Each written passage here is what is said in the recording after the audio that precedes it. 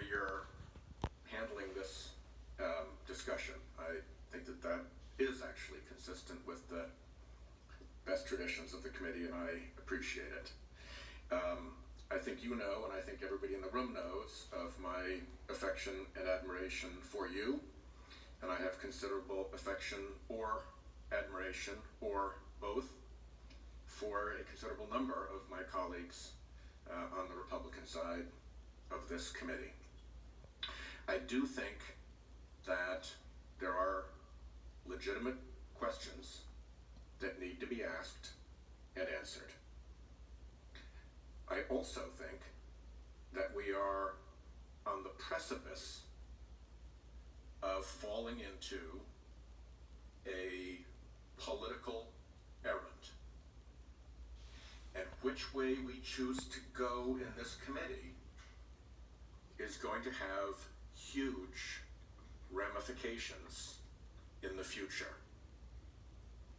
As we go forward, it is impossible for me to consider this unique exercise of committee oversight without considering the background of no committee oversight on many other important questions. I went through yesterday 17 Department of Justice witnesses under Rod Rosenstein who refused to or failed to answer a single QFR from any senator on this committee. 17! That's not an oversight. That's a policy. And we as a committee, if we won't even defend our own ability to pursue questions for the record, we have emasculated ourselves. We have made ourselves preposterous. That is not a good sign when against that background, now suddenly, we have an investigative interest. There are multiple letters that have been ignored on multiple subjects. I just focused yesterday on the QFRs. I could go separately through a list of letters. We heard preposterous privilege assertions in this committee, ones that stood on no legal foundation, and we not only did not pursue those assertions, we didn't even have a hearing to determine what a legitimate privilege assertion is. I believe the FBI took a dive in the Kavanaugh investigation and set up a fake tip line that they never reviewed and never followed their own agency procedures on. My questions have been just thrown into a bin. No answer, ignored. I believe that the FBI previously tanked a civil RICO investigation into corporate fraud. No questions, no answers, stiffed. My questions into the bin. $35 million spent by one or two donors to influence the makeup of the United States Supreme Court, and we don't know who that donor was? That is a preposterous state of affairs, and yet we've taken no interest. So, there's something a little bit questionable to me. There's a little bit of a red flag fluttering when I see this as the only exercise of committee oversight in so long. It is also hard to overlook the congruence of this particular instance of committee oversight with the interests of the president's campaign. And when you flag onto that a person from the Biden campaign is a listed witness, again, another red flag begins to fly. It is impossible for me to overlook the bad example of the House Intelligence Committee. It is my belief that if a proper and full investigation were made, we would find that the obstruction of justice that Mueller found to have taken place in his investigation involved House members who colluded with Trump's lawyers to participate in that obstruction of justice. I may be right, I may be wrong, but it is a predicated belief, I would say, and we should be looking at it. And what it did, if I'm right, is that it trained the Trump White House to come to members of Congress and make us their political agents. If they pulled it off with the House Intelligence Committee, they have every incentive. Indeed, they have been rewarded and trained to try to do it with us. Another red flag. And it's also hard not to notice the start that this got off to yesterday and today. There's been a lot of talk about playing for the cameras, but I would hazard that a good deal of what has been said in this committee already has been trying to push this into a partisan political narrative rather than to pursue the dispassionate pursuit of truth. That would be a reassurance that the asking and answering of legitimate questions is where we're going on this. Again, another red flag. I wrote my friend Senator Graham a letter that I presaged yesterday, and I'd like to ask that the letter be made a record of this markup today. And what I asked for is that there be enforceable assurances, sincere and enforceable assurances that this investigation will not be advised, directed, or controlled by the White House. I think that's reasonable and fair. Also, assurances that this investigation will not be advised, directed, or controlled by the Trump campaign. I think that is reasonable and fair. Assurances that witnesses will not be called or subpoenaed selectively to produce only one side of the story. And in that regard, to allow minority witnesses to be called. To see to it that witness interviews and document reviews are both fair and bipartisan. That if you're going to get a look at documents, we get a look at documents. That this is done as a committee and not just as the Republicans on the committee, even if that's the way the vote breaks out. That we assure that document production will be complete and not orchestrated with the White House or the Trump campaign to produce a selective package of documents and not all relevant documents.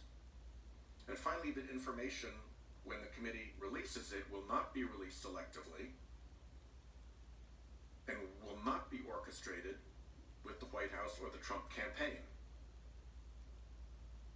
Those, I think, are very fair, sensible, responsible guardrails that should guide whatever inquiry we pursue. And I urge that we consider those as we go forward to make sure that on the precipice between legitimate questions that need to be asked and answered and turning this committee into a political errand runner for the Trump campaign, we stay on the right side, on the fair, bipartisan, asking and answering questions side of that precipice. And if I may make one final factual point, just because it illustrates how narrative building has taken over dispassionate inquiry here. It has been repeatedly mentioned that the Obama administration was surveilling the National Security Advisor, and that is why he was recorded. I believe that the facts of the matter are that our intelligence community was surveilling the Russian ambassador, which it is their job to do. And in their surveillance of the Russian ambassador, guess what? They picked up a call from the president's national security advisor. Everybody here who has done search warrants knows the difference between the target of a search warrant and a person who calls in to a targeted surveillance. If we are misrepresenting that, then we're off to a really bad start as to whether we're trying to ask and answer real questions or whether we're trying to run a political narrative and a political errand. And by the way, if you are the intelligence community or the FBI and you pick up a conversation when you are surveilling the Russian ambassador with the National Security Advisor, and you know the National Security Advisor said something because you have it from your surveillance, and then the Vice President of the United States says the exact opposite, misleads the American public because he was lied to by the National Security Advisor, don't see that that creates a potential national security problem, a counterintelligence problem, then I think you need to go back to intelligence school and figure out how counterintelligence and international pressure systems work. So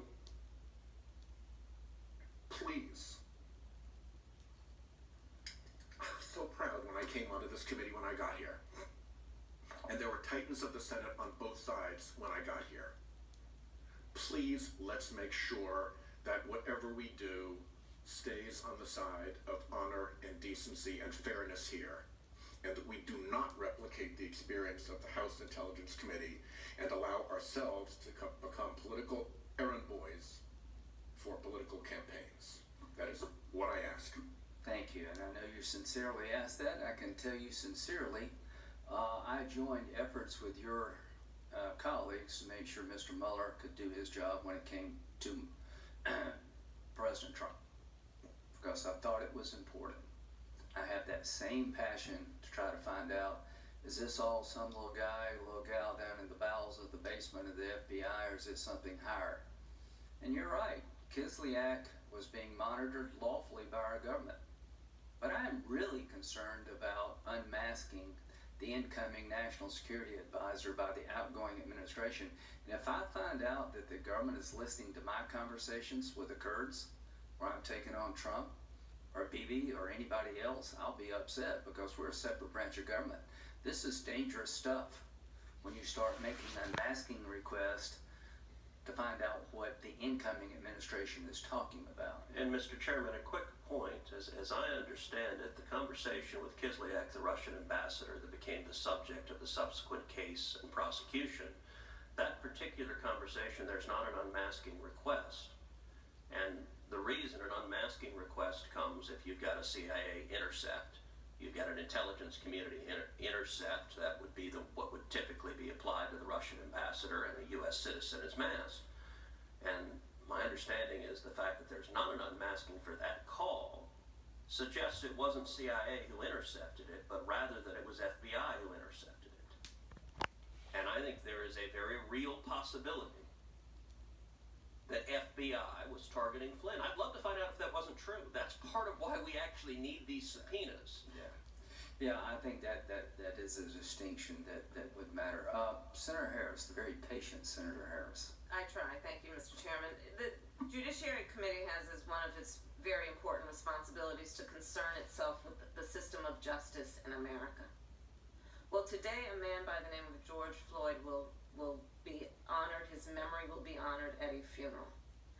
He died because the knee of a police officer was on his neck for over 8 minutes while he pled for his life, called for his late mother, and said he can't breathe. America is raw right now. If this committee is to think of its relevance at this moment, I would dare say the conversation we are having today is irrelevant to what is happening on the streets of America today. We are looking at people in pain, people by the thousands of every race, age, and geographic location, shouting for justice in America. Yet this committee doth protest too much, as Shakespeare might say, on an issue that is not relevant to the people and the pain that America is feeling today. The wounds that we are feeling are deepened by a president of the United States who has fanned the flames of hurt and pain. Civil rights and matters involving law enforcement are this committee's responsibility, this committee alone.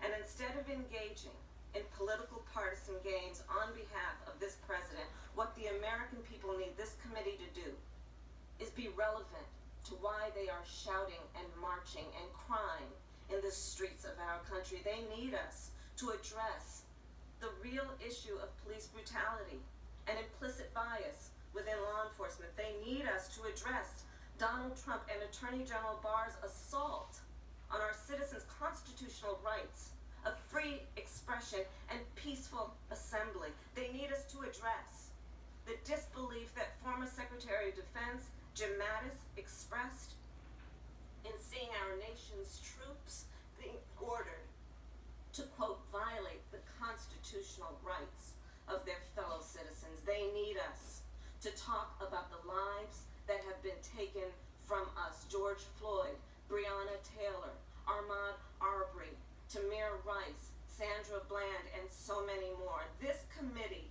meeting today sends a message to millions of Americans that have taken to the streets to protest this violence, that this Judiciary Committee doesn't care.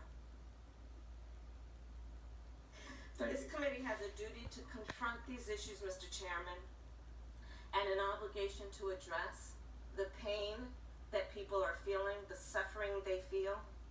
And by shying away from this responsibility, this committee will not only dishonor the body that we serve, but it will dishonor the very memory of those that we should be naming today. And Mr. Chairman, I have in particular an amendment offered by myself and Senator Booker, and it relates to the fact that on Monday, peaceful demonstrators were gathered in front of the White House to protest the murder of George Floyd. They were violently forced out by federal law enforcement. Shortly thereafter, it was reported that Attorney General Barr personally ordered their forceful removal. And obviously, the protection of civil rights and liberties falls squarely within the responsibility of the jurisdiction of this committee. And so I am offering an amendment that this committee not issue any subpoenas under authority of this motion until this committee has conducted a thorough investigation and held a hearing to examine the conduct of Attorney General Barr on June 1st, 2020, when he reportedly ordered federal law enforcement personnel to remove peaceful protesters who are engaged in constitutionally protected activity. Thank you. With the pending business for the committee, Senator Feinstein's motion, I promised Senator Harris and Booker that when we get back, we'll take this up Thursday. We'll vote on your amendment. We're going to get the subpoena debate behind us, but I think it's best to carry it over so we can talk, and this is an important issue. As to what the committee will be doing on June 16th, we're going to have a hearing about policing and race and a bunch of things, about how hard it is to fire a bad cop. Why is it that if you're a young black person, man, and the cops pull up behind you, you get really worried, and I don't. Tim Scott's been stopped 6 times on Capitol Hill. I've never been stopped.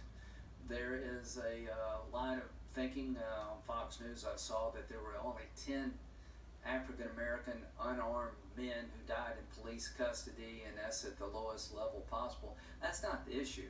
The issue is that why is it that if you're an African-American teenager or male in general, you see the cops behind you, it's a different experience than if the cops are behind me. I don't know. I mean, the point is, enough with the conversation. It's got to be had, but you got to do something about it. There's got to be better policing methods available to the country than currently exist. I'm willing to spend a lot of money to get the system to engage in better policing. I'm willing to make it easier to fire bad cops who shouldn't be wearing the uniform to begin with. Count me in for solutions. We're going to have the conversation. It's going to start June 16th. But I think this committee has the potential to reinforce things in society that will lead to better policing. And hopefully one day, if you're a young black man and the cops pull up behind you, you'll be wondering if you were going too fast rather than you're going to get beat up. That's the goal. We'll see you next week. Thank you.